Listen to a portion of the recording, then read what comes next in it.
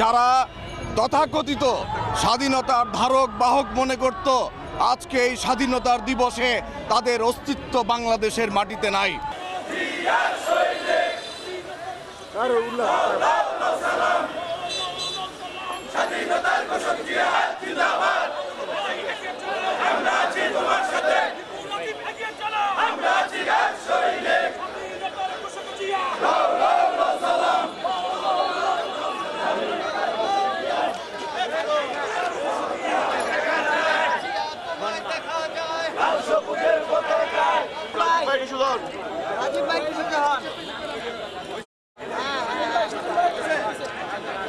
গত 15 বছর ফ্যাসিবাদী সরকারের বিরুদ্ধে আমরা গণতন্ত্র প্রতিষ্ঠার জন্য এবং প্রকৃত স্বাধীনতার সুফল জনগণকে পৌঁছে দেওয়ার জন্য আমরা আন্দোলন সংগ্রাম করেছি।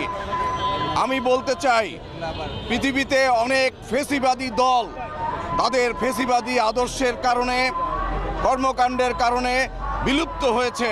আজকে দেখেছেন, যারা তথাকথিত স্বাধীনতার ধারক বাহক মনে করত, আজকে এই স্বাধীনতার দিবসে তাদের অস্তিত্ব বাংলাদেশের মাটিতে নাই। এই ঈদে জামা জুতো অ্যাকসেসরিজের ডিসকাউন্ট।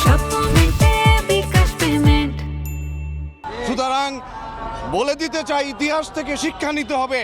যারা এই ফ্যাসিবাদী হয়ে উঠবে, তারা এই ইতিহাসের কাঠগড়ায় দাঁড়াবে এবং ইতিহাস থেকে তাদের নাম মুছে যাবে। 24-এর এই পট পরিবর্তনের পরে আমরা নতুনভাবে স্বপ্ন দেখেছি, এদেশের মানুষ স্বপ্ন দেখেছে ইনশাআল্লাহ বাংলাদেশকে একটি কার্যত উদার গণতান্ত্রিক রাষ্ট্র হিসেবে পৃথিবীর বুকে স্থান করে নেওয়ার জন্য জাতীয়তাবাদী দল কাজ করছে।